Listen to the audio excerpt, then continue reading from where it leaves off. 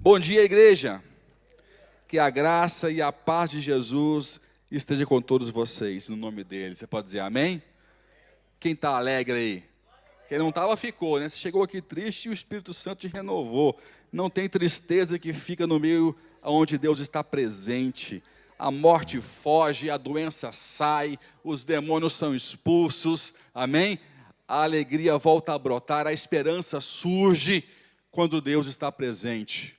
E é isso que nós estamos aqui, para manifestar essa presença pela palavra, pelos louvores, pela pregação do Evangelho em Cristo Jesus. Quem pode dizer amém aí? Dê-nos um aplauso e celebre. Hoje é dia de festa, gente. Celebração, festa, alegria. Sabia que um dos exercícios que eu vejo na Bíblia é que é quando Deus manda a gente se alegrar, e isso eu vejo que é uma função nossa, de nós nos alegrarmos, de provocar em nós festa, provocar uma ação na nossa alma. Já reparou isso?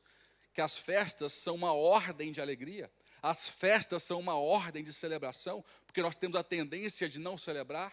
Se você vier para o culto e se ninguém mexer com você, te der estímulo, você vai ficar quietinho na sua onda. Mas a palavra de Deus não deixa você ficar nesse espírito. Ele quer te movimentar, você pode dizer amém? Ele quer mexer com o seu espírito, ele quer te ensinar a celebrar, mesmo quando a sua alma não quer. Porque é importante você ajustar o seu espírito com o estado de espírito de Deus, para ele fazer as maravilhas que ele tem para a sua vida. Só vi poucos aleluia aqui. Você pode dizer amém mais forte? Então, culto é isso, o culto é um dia de você agitar. Você, ao celebrar o Senhor, ao celebrar a vida, o dia, mais uma chance, você começa a mudar o seu estado de espírito. Por isso que nós chegamos de uma maneira e saímos de outra. Porque é o dia de celebração, o dia de cultuar ao Senhor, o dia de obrigar a nossa alma a se alegrar. Poucos améns, né? Porque não é fácil você obrigar a sua alma a se alegrar quando você quer chorar, quando você quer sofrer, quando você quer reclamar. Aprenda isso. Se você aprender essa chave, você vai viver uma vida transformadora. Aprenda a obrigar a sua alma a celebrar. Quem pode dar um aleluia aí? Aprenda a obrigar a sua alma a celebrar. Aprenda a obrigar a sua alma a lembrar quem é o seu Deus, as grandezas dele, que ele inclusive já fez na sua vida. Não fique triste com os milagres que não aconteceram, ou com o que falta hoje. Celebre na sua alma as conquistas que Deus te deu até esse momento, até onde você chegou. Você olha para trás e vê o quê? Um monte de intervenções de Deus, sim ou não? Um monte de milagres acontecendo. Então isso é importante. Crie esse hábito, essa disciplina, e você vai ver que a sua vida não vai mais ser a mesma. Não espere só um culto, um pastor, uma célula sacudir você. Aprenda a se sacudir. Eu quero ouvir um aleluia. Aprenda a se agitar. Aprenda a provocar a sua alma com a palavra de Deus. Essa é a chave. Esse é o grande segredo de quem continua constante e vencendo sempre. E é isso que eu quero te ensinar hoje. Se você foi embora hoje, nem preguei, mas se você foi embora hoje aprendendo isso, você vai ser uma pessoa mais feliz. Amém? Fala assim comigo. A palavra chancela, o Espírito vivifica. Fala de novo. A palavra chancela. Faz assim, ó. Assim, ó, selo assim, ó. Sabe, chancela é isso, é selar. É você... A palavra, ela chancela, é um selo, é um carimbo, né? Era muito comum na Idade Média aqueles anéis com os iniciais de reis, e aquela vela quente, você selava e chancelava. Quando estava chancelado, aquilo era irrevogável, era uma assinatura que aquele anel só uma pessoa que tinha, ninguém podia falsificar aquele anel. E você derretia aquela cera e chancelava aquela carta, aquela lei, aquele comunicado, não é? Então a palavra, ela chancela, fala assim, ó, chancela. E o Espírito, fala aí, o Espírito vivifica. Então a vida toda passa por essa contínua validação. A minha vida é a sua. Nós temos que ser constantemente chancelados e vivificados. Quem pode dar um aleluia aí? Chancelados e vivificados. O que é isso? Chancela é ser verificado se eu estou correto, se eu estou na chancela, se eu passo pelo selo de qualidade de Deus. Imagina aqui uma expressão hoje. Vamos passar aqui pelo selo de qualidade. Controle de qualidade celestial. Imagina. Quem quer ser carimbado? Passou, pem, não passou. Passou, pem, pem. Acho que eu ia ver mais pem, né? Pem, pem, pem. Passou. Pem, pem. É isso. A palavra ela tem que chancelar. E depois que há chancela, só depois que há chancela é que há o Espírito, que há a vivificação. Eu quero trazer hoje alguns versículos. Alguns até vai te pôr confuso, porque vai contra algumas pregações que você já ouviu, inclusive na nossa igreja. Tá? Porque eu gosto de estudar. Quem gosta de estudar a palavra de Deus aqui? Então eu quero te convidar a estudar comigo hoje. Quem é bom de Bíblia? Deixa eu ver quem é bom de Bíblia aqui. Tenho sempre os tímidos, né? Eu sei que tem gente boa de Bíblia, mas não quer levantar a mão, né? Olha para cá. Você precisa ser, no mínimo, bom de Bíblia. Fala para o teu irmão aí. Você tem que ser bom de Bíblia. Fala para ele. E ser bom de Bíblia não tem a ver com ser teólogo, não. Escuta aqui. Ser bom de Bíblia é ser um bom conhecedor. Tudo que eu hoje que eu posso dizer que eu conheço, não foi porque eu estudei teologia, não. Foi porque eu simplesmente li a Bíblia e ficou na minha memória. E porque ficou na minha memória, eu comecei a meditar naquilo que ficou na minha memória. E aí nascem os estudos, porque você começa a meditar, começa a ouvir perguntas, e você vai pesquisar, você vai estudar aquilo que está na sua cabeça. E vai vir o quê? Os estudos. Mas não nasce no estudo, nasce no hábito da chancela. Fala assim, chancela. Se eu não sou bom de Bíblia, fala assim, se eu não sou bom de Bíblia, eu não estou sendo chancelado. Eu preciso ser chancelado. Eu tenho que ter a chancela do Senhor. Eu tenho que saber se sou ou não sou. A salvação não é pela fé? Sim ou não? A salvação é pela fé. Então eu não posso ter dúvida se eu sou salvo ou não. Eu nem pergunto aqui quem tem dúvida de salvação, porque eu não quero passar vergonha. Mas é assustador as pessoas que levantam a mão quando perguntam: quem tem dúvida da sua salvação, vem aqui à frente para orar por você. Quase que vem toda a igreja. Eu não entendo isso, porque esse é um princípio básico bíblico, que a salvação é pela fé. Eu não posso ter dúvida se eu vou ser ou não salvo. Se eu tenho dúvida disso, eu tenho conflitos teológicos. E associo a salvação a merecimento. Tudo construções teológicas erradas, que minam dúvida na minha salvação, dúvida na minha vida espiritual, e por consequência eu ponho em causa a minha salvação. A salvação é pela fé em Cristo Jesus. Nós somos salvos porque um sangue justo foi derramado e me justificou. Um sangue mais justo do que o de Caim. Lembra? Porque o de Abel, desculpa. Que a terra recebeu e entregou, olha, o irmão depois de morto. Aí fala a Bíblia que o sangue de Jesus é o sangue mais poderoso do que o de Abel, que fala mais alto do que o de Abel. Então eu sou salvo pela fé, porque eu me entreguei a essa verdade, eu me entreguei a essa revelação, eu me arrependi porque eu fui perdoado. Eu celebro o perdão no arrependimento. Então sim, eu sou salvo, eu tenho a vida eterna, eu tenho o Espírito Santo vivo em mim. E nada pode me roubar isso em nome de Jesus. Nada pode me roubar isso em nome de Jesus. E é essa revelação que o inimigo quer roubar da igreja. A certeza da salvação. Sou perfeito? Não. Aprenda a separar essas duas coisas. Aprenda a não ser perfeito e buscar como fala a expressão bíblica, a estatura de varão perfeito. Porque a Bíblia fala, você tem que buscar a estatura de varão perfeito. Quem é o varão perfeito, gente? Jesus. Ele é o varão perfeito. Então eu sou salvo imperfeito, buscando o estatuto de varão perfeito. Eu sou salvo aqui imperfeito, mas eu continuo a minha carreira buscando o quê? O estatuto de varão perfeito. A chancela de varão perfeito. Estão entendendo?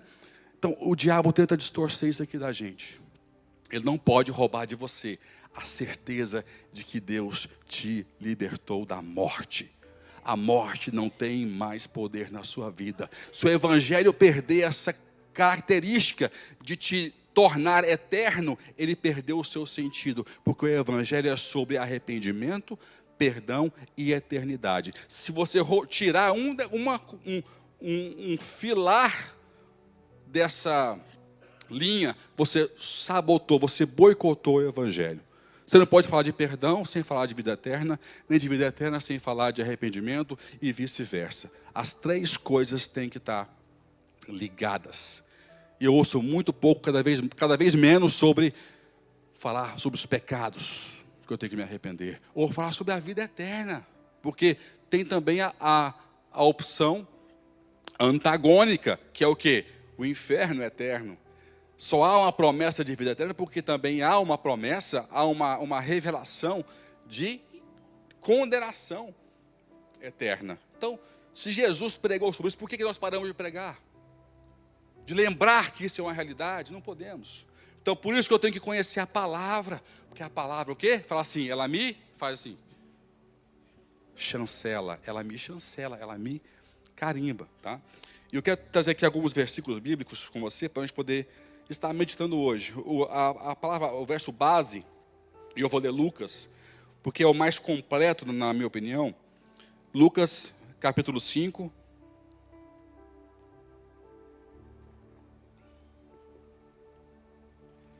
(36 ao 39). Propôs-lhe também uma parábola.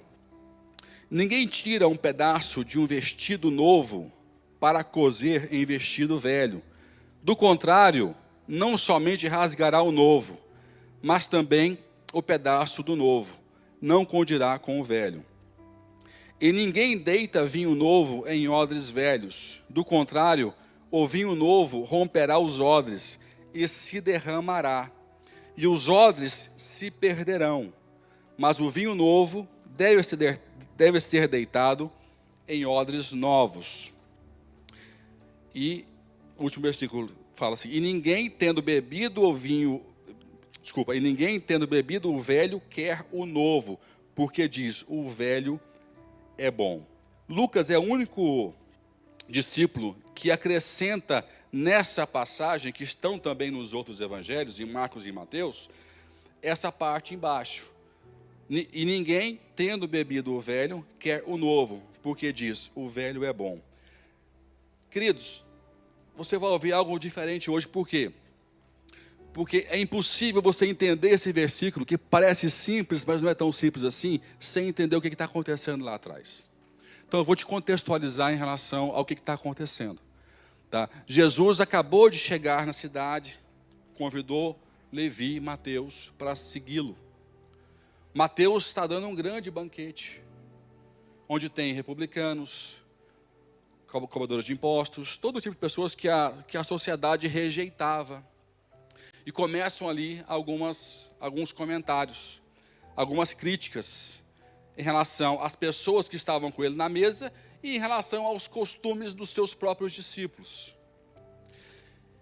E aí Jesus começa ali uma discussão com os fariseus. O que mais me assusta nisso é que nesse caso não são só os fariseus que estão levantando problemas, são os discípulos de João Batista. Depois você confere na Bíblia aí. Os fariseus e os discípulos de João perguntaram por que os seus discípulos não estão jejuando. Por que eles não jejuam? Por que eles não estão fazendo o que nós fazemos? Até dá para entender essa questão vindo dos fariseus, mas você compreende comigo que os discípulos de João Batista já faziam parte da igreja que estava nascendo, sim ou não? Sim ou não? Os discípulos de João Batista, que alguns discípulos de João Batista deixaram João e foram ser discípulos de quem? De Jesus. André, João, teve mais um. Alguns deixaram, acompanharam Jesus, mas outros ficaram, continuaram com o seu ministério com João Batista. Tanto é que você vê lá na frente, já com o apóstolo Paulo, esse é um ministério bem robusto. Aquele homem que só conhecia o batismo de João, como é que chama o nome dele? Fugiu aqui a cabeça, é um nome diferente. Um homem que era muito bom, que ia em sinagoga pregando o evangelho sem conhecer o batismo de Espírito Santo. Não, lá na frente, lá com o apóstolo. fugiu aqui o nome dele. Esse homem só tinha o batismo do apóstolo de João Batista. Ele não tinha conhecido ainda o Espírito Santo. Quando ele conhece a pregação do Espírito Santo, que o apóstolo Paulo ensina para ele a revelação, ele fica muito mais forte e muito melhor, porque ele passa a ter o conhecimento de João, mais a revelação do Espírito Santo em sua caminhada. Eu vou lembrar, Apolo é um homem bruto. Você pode ver, Apolo inclusive competiu ali com o apóstolo Paulo, né? Porque até eu vi aquela competição. Eu sou discípulo de Paulo, eu sou discípulo de Apolo. Lembra que havia ali? Porque o homem era muito forte, pregador bom. Só que ele chegou até lá, até aquele ponto, só conhecendo os ensinamentos de João Batista. Ele ficou alienado com tudo que aconteceu em Jerusalém, porque ele estava pregando o Evangelho. Então, repara a força do ministério de João Batista, inclusive depois de Cristo. Então, alguns desses discípulos, nós não sabemos os nomes, nem quantos eram, começaram a questionar o próprio líder da igreja, que era Jesus Cristo.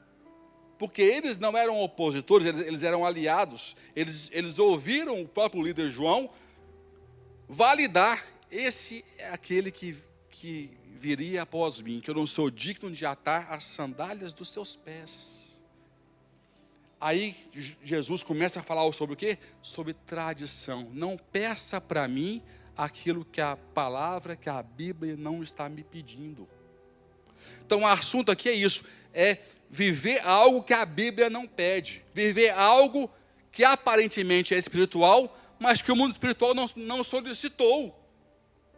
Esse é o tema, esse é o problema que foi levantado aqui. Servir mais a tradição do que a revelação. Se você for, isso foi uma das batalhas de Jesus. Em Mateus 15, 3, Cristo disse para os fariseus, respondeu-lhes: e vós, por que transgredis o mandamento de Deus? Por causa da vossa tradição. Tradição é algo que o homem criou para completar uma falta de entendimento bíblico. Ele criou para preencher um espaço. Vou fazer uma coisa nova. Eu tenho muito medo de uma coisa nova. Coisa nova tem que ser debaixo de revelação. Não é só para preencher o espetáculo do culto, não. Porque a gente tem que tratar o culto como se fosse um espetáculo, um número. Não é. Então, cuidado com as coisas novas, que elas podem virar uma tradição que não é bíblica. E Deus está dizendo aqui para eles: olha, vocês transgredizem o mandamento de Deus por causa da vossa tradição. Aí ele dá o exemplo. Verso 4, Mateus ainda, vamos lá, só para você entender, senão você vai ficar viajando no que eu vou te explicar. Versículo 4, pois Deus disse: honra a teu pai e a tua mãe, e também, quem maldisser a seu pai ou sua mãe, seja morto. Mas vós ensinais. O que eles ensinavam no lugar disso que estava na lei de Moisés? Se alguém disser a seu pai ou a sua mãe: aquilo que eu te poderia dar, já ofereci a Deus, o tal não precisa mais honrar o seu pai nem a sua mãe. Assim invalidais a palavra de Deus por causa da vossa, o quê? Tradição. E tem aqui um outro versículo que fala: e semelhante a isso, vocês fazem muito mais. Ele dá apenas um exemplo, um exemplo pequenininho de um costume, de um hábito de se criar tradições para contradizer ou suplantar a própria palavra de Deus. Então o assunto aqui é o quê? Tradição, que não é bíblica. Tradição, costumes que Deus não pede, que homens criaram e ficaram mais importantes na terra do que a própria palavra de Deus. Outro exemplo, quando faziam as pessoas jurar pelo ouro do altar. Quem já ouviu isso? Era um costume, era uma tradição. O que é maior? Deus que santifica a oferta ou o altar? Ou o ouro que está no altar? Então havia uma adoração em relação ao ouro do altar. E não o Deus que santificava a oferta que vinha para o altar. Então são só alguns exemplos para mostrar o porquê que Jesus está enfrentando eles aqui, né? E muitas vezes nós somos como esses discípulos de João Batista. Nós não estamos contra Jesus, mas levantamos problemas para Jesus e para a igreja porque há uma tradição em nós que não é bíblica. E eu só vou descobrir quando? Quando eu buscar a chancela. Conhecereis o quê? A verdade, e a verdade vos libertará. Conhecereis, não é e sabereis que a verdade existe e ela vai te libertar. Está assim a Bíblia? Mas muitos acham que é assim que funciona. E conhecereis que a verdade existe e ela vai te libertar. Não é assim que fala o versículo. E conhecereis, o que eu sei de conhecer é de saber que existe. É ter contato. É ter revelação. E conhecereis a verdade e a verdade te libertará. Para mim o mais difícil hoje em termos de... Porque a igreja é excelente, gente. A igreja é a melhor coisa que tem na terra. Mas ela não é perfeita. E a parte mais difícil é você lidar com as imperfeições da igreja. Com as tradições que são sustentadas e vãs. E se você pregar, o seu discípulo te apedreja. Porque ele não conhece, ele idolatra a tradição. Ele idolatra o costume. Ele idolatra o que é morto. E abdica do que está vivo. E temos que, eu até falei com a Viviane, será que eu posso pregar isso aqui hoje? Será que eu posso falar, tocar nesse assunto aqui hoje? E tem um assunto que eu confesso que eu evito tocar com vocês. Porque vocês não vão me aceitar. Eu preciso que vocês sejam chancelados, que vocês leiam, que vocês conheçam a verdade, que vai libertar você. Que a igreja tem uns julgos muito violentos que pesam a gente. E julgos ensinados, passados. Então eu quero despertar em você o espírito de sede, de conhecimento. Quem pode dar um amém aí? Conheça a palavra de Deus. Olha, não tem como enganar uma igreja boa de Bíblia. Se tem pastor vagabundo e tem muito, é porque tem uma igreja analfabeta biblicamente. Não tem como enganar uma igreja boa de Bíblia. Se você for bom de Bíblia e criar uma cultura, você vai obrigar os pastores a serem melhores, a serem homens que amam ao Senhor, que gastam tempo com Ele, que só fala aqui em cima o que sai da boca de Deus e nada mais. Porque eles sabem que se ele escorregar, tem um bereano na plateia. Sabe quem é o bereano? Não sabe, você não leu a Bíblia, está vendo? Não, bereano não é de Assembleia, não, de Bereia. A pastora de Assembleia. É o de Bereia, é o judeu ortodoxo de Bereia que Paulo elogiou, que eram mais nobres do que aqueles de Tessalônica, porque conferia tudo o que eu pregava na palavra de Deus. Aonde tem um bereano, né? Eu sem querer eu sou, porque eu amo a Bíblia, então o povo prega e já me dá uma olhadinha assim, ó. Eu até fico com vergonha às vezes. Eu prego e me dá uma olhadinha, que é para eu confirmar se você está pregando direitinho, né?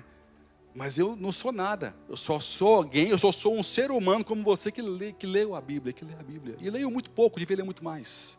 A Viviane hoje, ela ouve muito mais do que eu. É porque todo dia ela pega a Bíblia no áudio e ouve. Eu não gosto da prática de ouvir Bíblia. Mas se você não tem nenhum contato, por favor, pelo menos ouça a Bíblia. Pelo menos ouça a Bíblia. Mas tenha um contato com a palavra de Deus, diariamente. Quem pode dizer amém?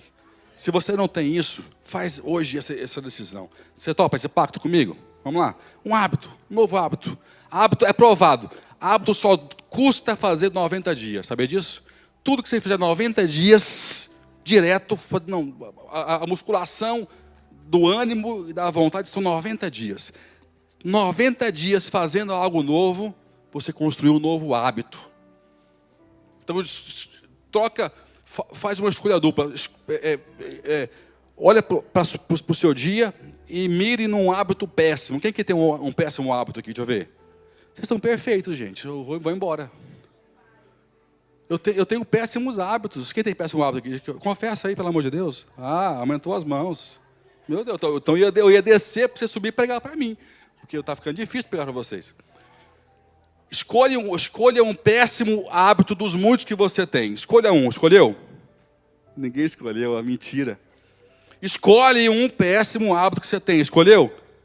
Você vai trocar esse hábito pelo hábito, 90 dias daqui para frente, de você ou ouvir ou ler a palavra de Deus. Olha, eu ouvi mais amém, gostei. Pode ser mais amém, gente? Então dê um aplauso e celebra a sua aliança com Deus, não é comigo não. Você vai, são duas coisas em uma. Você vai destruir um péssimo hábito e vai construir um hábito nobre.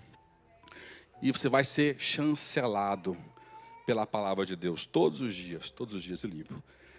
Aí nasce essa parábola aqui, que ele, na discussão em relação ao que é lícito e o que não é lícito, ele fala que ele não pode jejuar, porque está com o noivo, né? Ele é o noivo e tudo mais, e fala sobre os remendos. Então agora vamos ler de novo e eu vou explicar. Antes de explicar, parte muito importante. Entenda o seguinte, aqui na parábola, Jesus não fala que está errado remendar a veste velha. Em nenhum momento ele fala que está errado. É um costume antigo. As roupas eram caríssimas. Até, gente, na minha infância, o Denis deve lembrar, a gente tinha short das tias, lembra? As minhas tias faziam short de tecido e malha. As meninas compravam tecidos e iam fazer vestidos na costureira. Não tem 50 anos isso. Era muito, ainda é comum hoje, não tão comum como antigamente. Então, anteriormente, nessa época, ainda era mais comum ainda, porque eram linhos bons, roupas caríssimas, e que não havia o hábito de ir na Primark, naquela época. Vou na Primark e jogo fora. Não tem isso. Até um pecado. Então, o correto é reparar. A roupa era cara, a roupa tinha uma identidade por trás dela, tinha uma autoridade que se mostrava quem a pessoa era por causa da roupa. Então era muito comum. Jesus, ele não está dando um costume novo, ele está falando sobre um costume comum, atual, corriqueiro, do cotidiano, para dar um exemplo. Óbvio, ele está sendo óbvio aqui, quase que sarcástico, dizendo algo que é evidente para todo mundo. E ele fala: propôs-lhe também uma parábola: ninguém tira um pedaço de um vestido novo para coser em vestido velho.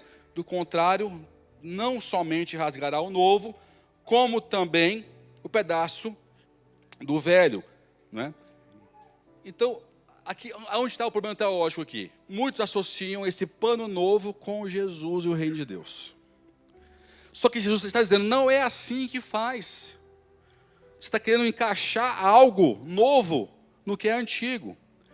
Qual é o problema? O problema é a chancela. Porque roupa se lava, sim ou não? A menos de vez em quando tem que lavar, né? Senão fica aquele cheirinho meio ruim. E qual que é o problema de você colocar um tecido novo no remendo antigo? Quando você colocar o tecido novo exposto à água, ele vai o quê? Ninguém lava a roupa aí? Comprei uma roupa nova que eu gostei muito. A Viviane foi lavar, foi vestir, parecia um T-Rex. A manga veio para cá, rapaz. Falei, Viviane, a minha barriga está aparecendo. A roupa mudou. O que está acontecendo? Eu engordei numa semana, ou a roupa veio parar aqui, ó, a manga, ó. A barriga, se eu pudesse assim, parecia barrigão, assim. Falei, meu Deus. A roupa encolhe quando você expõe ela à água, sim ou não? Quando você põe a roupa antiga, o tecido antigo, ele já não encolhe. Então, quando o tecido encolher, ele vai puxar, fazer força sobre as extremidades e vai rasgar. E o buraco, o estrago, vai ser maior do que o anterior. É o que ele está tentando aqui explicar. E é óbvio para eles. O que ele quer dizer aqui com isso? Ele está dizendo o seguinte: vocês estão colocando tradição. O pano novo aqui não é o evangelho. Desculpa te frustrar. E até os meus colegas pastores, que já pregaram isso 1000 vezes. É a tradição. Ele fala, eu vim da lei. Moisés já fala de mim. Vocês não conseguem ver a big picture. Vocês não conseguem ver o plano todo. E ficam encaixando tradições, encaixando remendos, Mas quando a palavra de Deus vem chancelar, ela rasga. Porque a palavra, ela molha, ela testa o tecido, ela chancela. Então todo o texto, toda a veste, toda a autoridade, todo ensinamento vai ter que ser molhado, irrigado pela palavra de Deus. Se não for o mesmo tecido, ela vai o quê? Então ele está dizendo algo que não se faz, ele está dizendo o óbvio.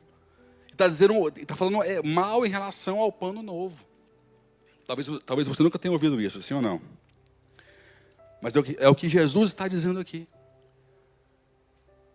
E eu perguntei até aqui no carro, Viviane, como é que é? Antigamente devia ter, então eles deviam guardar tecidos, porque eles fizeram a roupa, né?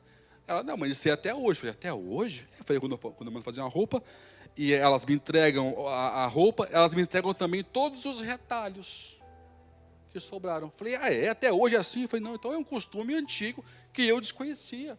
É comum você fazer uma roupa e guardar os retalhos, guardar o que naquela altura não foi necessário, o que não foi compreendido, o que não era moda, você guardou, você reteve. Então ele separa aqui dois tempos, que é o tempo onde obscuro, que se olha para a lei e não se enxerga Jesus, e o tempo de revelação, onde eu olho para a lei de Moisés e passo a enxergar Jesus em tudo. E eu consigo o quê? Preencher aquelas lacunas, eliminar os remendos e colocar o tecido original, o tecido que dá sentido, que aponta para a cruz do Calvário, para o Messias, para um Salvador. Quem entendeu aí diz amém. E dê um aplauso bem forte ao Senhor. Estão me seguindo? Então aqui é o exemplo disso, tá? Aí ele continua com o exemplo. E ninguém deita vinho novo em odres velhos. Do contrário, o vinho novo romperá os odres e se derramará, e os odres se perderão. Mas vinho novo deve ser deitado em odres novos. E ninguém, tendo bebido o velho, quer o novo, porque diz, o velho é bom. Eu pus Lucas por quê? Por causa desse último versículo que está aqui. Vou trazer uma outra passagem antes de explicar, para você poder entender. Qual foi o primeiro milagre de Jesus? A água. Não, vinho em água não. Vinho em água em vinho.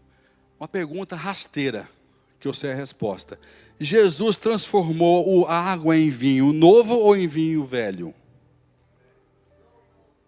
Dividiu a opinião, né? Vou perguntar não. Jesus transformou água em vinho novo ou em vinho velho? Velho, novo, está dividido. Então vamos lá. Eu vou te dar uma revelação e você depois eu vou te voltar a perguntar. Quando Jesus faz, né, separa ali as talhas, enche de água, ora e fala, retira e entrega a quem?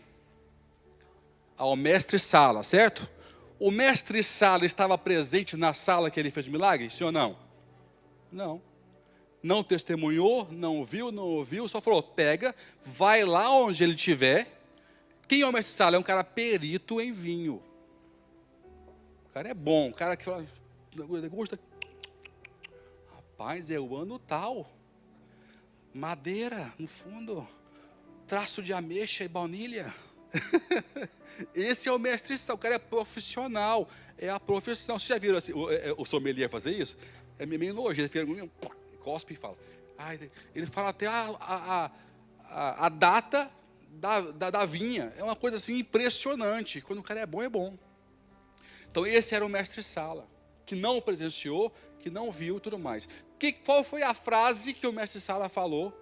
Todo mundo sabe essa frase. Quando provou o vinho. Uau! Você nunca vi isso. Vocês serviram o vinho superior no final, quando todo mundo dá primeiro o vinho mais, né? O vinho bom, e depois dá um de menor qualidade. E que o menor qualidade é o quê? É geralmente o vinho novo. Ou ali mais vinagrado, por causa da exposição. Mas não, vocês deixaram o quê? O vinho melhor para o final.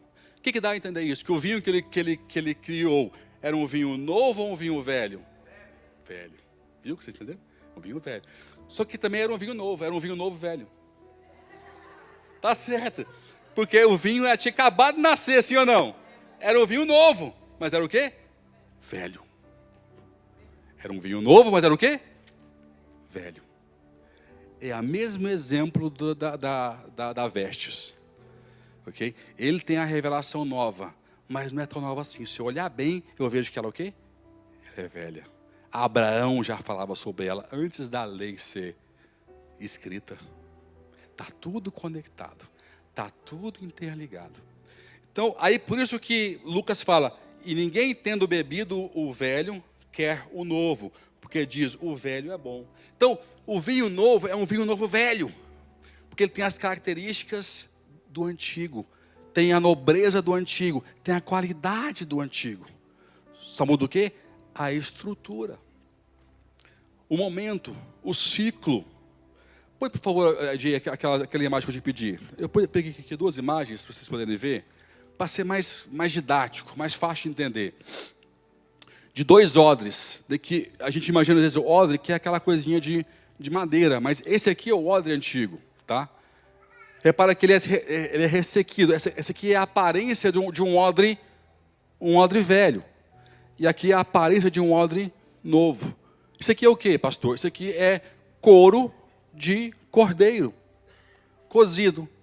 Você mata o cordeiro, você coze, você deixa ele curtir, chega a hora certa, você enche o vinho e deixa o quê? Envelhecer. O vinho novo entrando aqui não tem mais espaço, não há mais elasticidade para ele suportar. Ele vai o quê? Ele vai romper esse odre e vai desperdiçar o quê? O vinho e também o odre. Porém, o vinho novo, ele tem que ir para onde? Para o odre novo. Mas repara que interessante, o vinho velho suporta, o odre novo suporta o vinho velho. É o vinho novo que não suporta, que o odre velho não suporta. Agora você vai entender que a maestria. Cristo está falando sobre ele. Ele é o cordeiro. Ele fala, Moisés te deu um odre e te deu uma revelação. Eu estou completando, porque não esqueça mais uma vez que Jesus disse. Mateus 5,17. Não penseis que vim revogar a lei ou os profetas.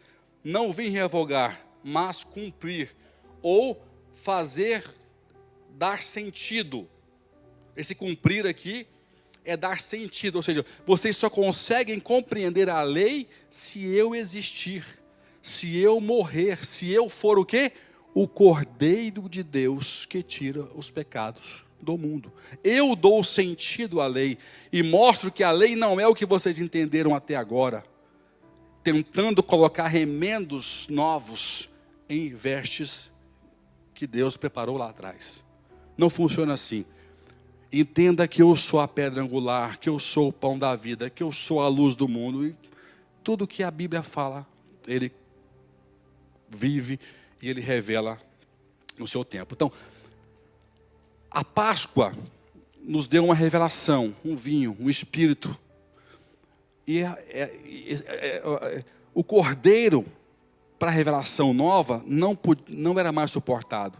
Então ele fala assim, eu vou dar o quê? Um cordeiro novo, um odre novo, num novo momento, de nova forma, com a nova estrutura, para que o que não era possível antes, venha a ser possível agora.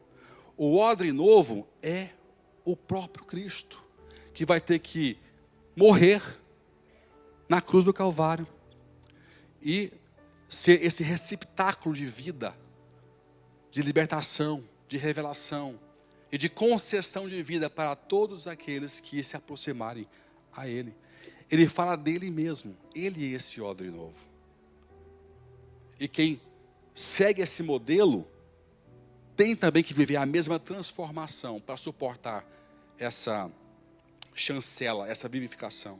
Então, quando a palavra de Deus chega, ela molha, ela me valida, nada é rasgado, eu sou o quê?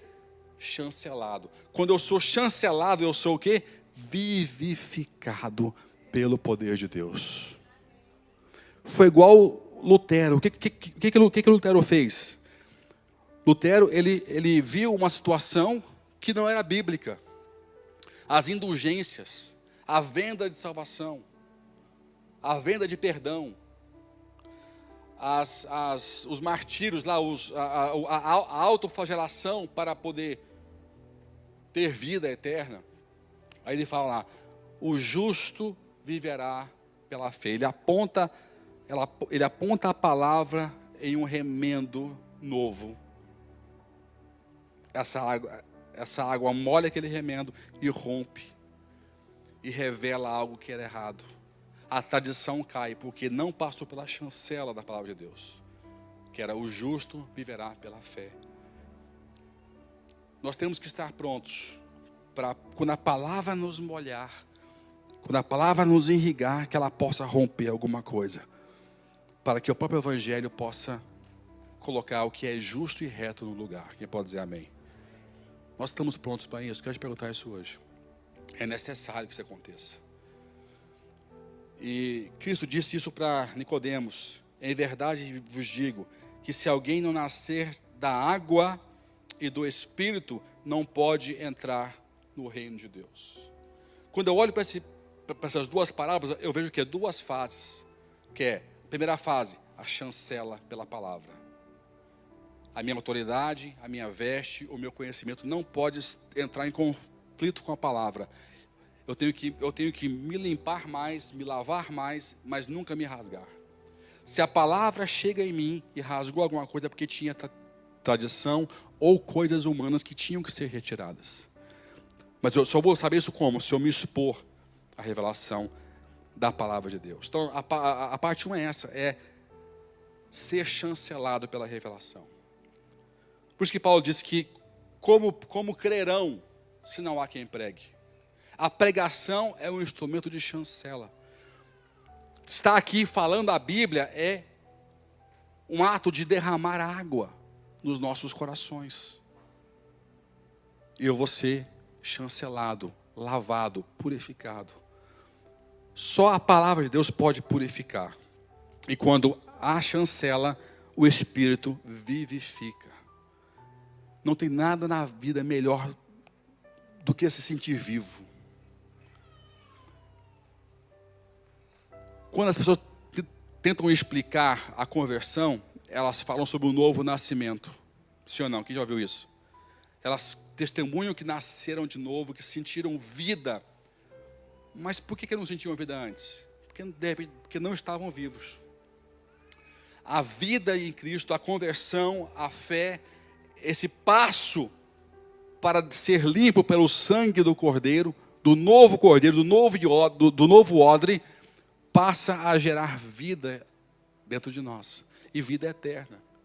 É esse Espírito que é criado em nós, que é gerado em nós na conversão, que é o Espírito eterno, não é o anterior. Deus não te dá a vida eterna do Espírito anterior, Ele te dá a vida eterna do Espírito que nasce em você quando você encontra a cruz. Eu vou repetir essa frase. Não é o Wesley antigo que vai ser salvo, é o Wesley que nasceu de novo, com outro estado de espírito, quando encontrou a cruz do Calvário e o perdão de Jesus Cristo. Entendeu? É esse espírito que é eterno. O outro morreu. Se não morreu, é porque não teve salvação. E quem que consegue matar esse espírito antigo e fazer nascer um novo espírito? É só a cruz do Calvário. Só Jesus. Só arrependimento. Só essa entrega plena que podemos ter com Jesus Cristo. Então entenda isso. Nós temos que passar a entender quem nós somos. E só a palavra de Deus vai te chancelar. E para fechar, para a gente encerrar. Viva mais o Evangelho e menos as tradições. Pastor, mas que tradições são essas? Você só vai descobrir se você ler.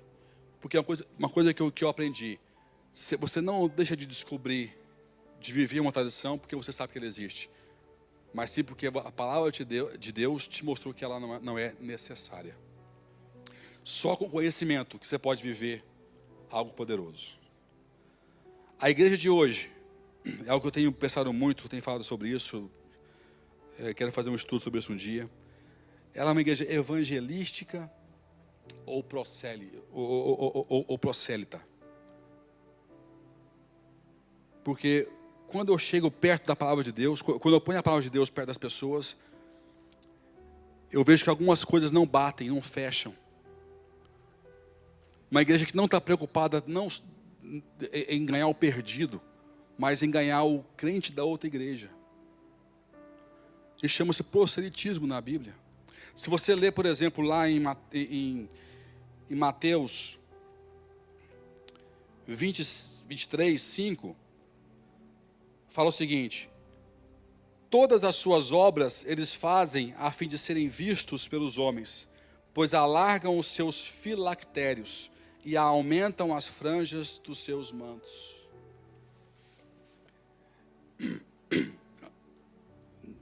Os fariseus tinham mantos que tem um talite, né? São aquelas franjas enormes. E eles tinham uma tradição que era ficar orando nessas franjas. E ficava ali fazendo uma espécie de bordado.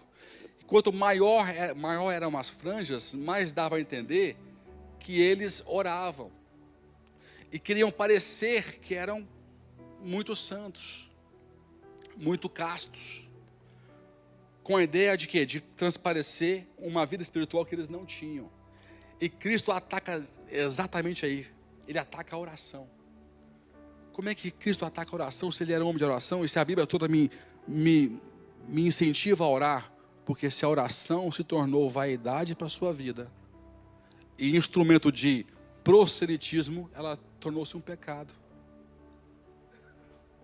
E eu vejo hoje em dia uma igreja que, geral, né? Não sou todas, graças a Deus, mas que tenta criar mídia social para atrair crentes e não crentes. Que não crente que vai vir na igreja porque viu um vídeo de um louvor, de um lugar bonito, ou alguém orando. A intenção é o quê? É evangelizar ou é ser prosélito? Atrair alguém de outra igreja? Faço um evento gospel. O que eu quero? Quantas almas eu vou ganhar com o evento gospel? Eu vou ganhar pessoas de outra igreja. Não vou evangelizar. A intenção é prosélita. Cristo certamente iria apontar essas pessoas hoje como aqueles que têm os seus grandes filactérios. Cuidado, para você não querer atrair com grande santidade pessoas que já são abençoadas e santas, que Deus escolheu. Use a sua vida, a sua simplicidade para atrair quem não conhece Jesus. Você pode dizer amém? Ele vai mais longe aqui, ó. Mateus 23, 15. Ai de vós, escribas e fariseus hipócritas, porque percorreis o mar e a terra para fazer um prosélito. E depois de o ter desfeito, o tornais 2 vezes mais filho do inferno do que vós. Dura palavra. Palavra pancada. Mas fala que nós às vezes não medimos recursos, tempo, vida, finanças para atrair quem já conhece a Deus. Sendo que há um mar de gente que não conhece a Deus. Que eu posso apenas dizer: Jesus te ama, dar um abraço, orar por ela, pregar aquilo que me chancela, que me muda, que é a palavra de Deus. Não deixa o orgulho espiritual atrapalhar a sua caminhada, mas faça com que tudo que Deus te acrescenta de forma positiva a nível espiritual venha ser um instrumento para você poder levar salvação para quem está perto de você. Você pode dizer amém? Isso aqui é importante. Isso aqui é importante. Isso está no meu espírito, isso está me incomodando muito ultimamente. Porque realmente, se nós não tivermos coragem de nos adaptarmos e sermos moldados pela palavra de Deus, nós não vamos muito longe. A palavra chancela e o Espírito, ele vivifica. Entenda isso e seja uma benção. Eu ouvi do Bispo Robson isso, numa reunião, que nosso ministério talvez o que mais evangeliza, ou o único que evangeliza de forma expressiva em Brasília hoje. Virou piada em algumas igrejas, dizendo assim: a Sara evangeliza e a gente discipula. Virou piada nas igrejinhas e volta. Mas o nosso ministério tem muitas falhas, gente. Eu sei apontar cada um deles. Não falo com você, mas eu sei quais são as falhas do nosso ministério. Mas nós somos bons. Nós temos uma unção. Nós temos uma nobreza de não ter que pescar em lugar nenhum. Você pode dizer amém? Nós somos a igreja que mais faz eventos com público próprio, sem divulgar lugar nenhum. Não é? Celebração, público próprio. Líderes próprios. Cultos, eventos, público próprio. Os outros não, já sai divulgando. Vamos concentrar no que é certo. Para de ficar aumentando os filactérios. Ser espiritual é ser bênção, ponto final. Filactérios eu expliquei, você estava conversando quando eu estava explicando. Vou explicar. Filactérios são as franjas do talite, que quanto mais enormes eram naquela época, mais dava a entender que eles estavam orando, entende? O talite tem 113 franjas, tá? Sendo 13 sim? Eu esqueci, gente, é 100 e alguma coisa, sendo que 10 principais franjas são os mandamentos e as outras franjas menores são as leis levíticas. Quem sabia disso aí? Então, você aprendeu mais uma coisa hoje. Cada franja é uma lei levítica e também os mandamentos. E a pessoa ficava orando em cima daquela franja e aumentando. E até encomendavam aquilo aumentado. Só para você entender, sabe por que Jesus virou os cambistas ali? Porque não era ilícito. Se você for ver na Bíblia, tem margem na Bíblia para se poder comercializar bens na hora para poder sacrificar. Tem margem bíblica para isso. Fala, vende tudo que tem. Quando for longe a distância, depois você pode pesquisar na Bíblia, em Levítico. Quando for longe a distância que você vai dar o seu sacrifício, vende tudo que você tem, ata na sua mão, vá até onde você vai prestar sacrifício e compre e vende, se alegre naquele lugar. Então há margem bíblica para poder comercializar, porque quem vem de longe não pode trazer os gados de longe, tem que fazer dinheiro e no local comprar. Sabia disso? Então Cristo não estava indo contra aquele comércio, mas sim contra a corrupção, porque havia uma forma de entregar o sacrifício, que era, não podia ser um pássaro qualquer, tinha que ser um cordeiro novo, sem defeito. Então os historiadores falam que havia um conluio entre os sacerdotes e os feirantes para vender cordeiro com defeito ou cordeiro com mais de um ano, mais barato, e lá dentro o sacerdote aceitar o cordeiro com defeito. Segundo o que eu estudei, esse era o problema, era a corrupção, era a combinação entre o sacerdote e o feirante. E o cara que comprava, porque ele não queria dar o melhor para Deus, ele queria comprar um mais barato para cumprir o quê? O raio da tradição. Mais uma vez, formando corrupção, formando problema. Não estava em comprar e vender, estava em corromper, em atrapalhar, em deturpar, em tirar valor e manchar o principal, que era o simbolismo daquilo que apontava para Cristo na cruz do Calvário. Nós temos muito que aprender, igreja. Nós evoluímos muito desde Lutero, mas não evoluímos tudo. Estamos engateando perto de Atos, que foi inaugurado. Se desafia a ser melhor. Se desafia a ser um evangelista e não um prosélito. Olhe para quem não conhece a Jesus Cristo e mostre o amor de Deus através de você nessa vida. Quando alguém te criar problema, eu falo isso para os meus discípulos na célula. Pastor, foi na célula um pastor, um crente, me criou um problemão que ficou debatendo teologia comigo. Você fala, chama ele de um canto e fala, por favor, amigo, não volte mais na célula e debata isso com o seu pastor. Aqui é para a gente levar a palavra de salvação para quem não crê, não é cimeira teológica. Então você trouxe problema e quem veio visitar pode ser que não volte por sua causa. Então não volte mais, ou se voltar, no final fale comigo sobre questões teológicas, não na frente do visitante. Você não foi bênção aqui hoje. Não discuta com quem quer criar problema. Manda falar que ele tem um pastor. Aliás, se tem, né? Porque quando o cara é assim, ele não para em nenhuma igreja. Do pastor dele, o pastor do outro, ele vai só rodando, ó. Só pulando. Então, fala com o seu discipulador. Eu não sou. Aqui é para a gente ganhar o perdido. Fala do amor de Jesus. Questões triviais, teológicas, sai daqui. Isso é outra sala. Se quiser ir para lá e me chamar, eu vou. Mas aqui não. Aqui não é para isso que nós estamos aqui. Então respeite o ambiente de amor, de evangelismo que foi criado aqui na atmosfera.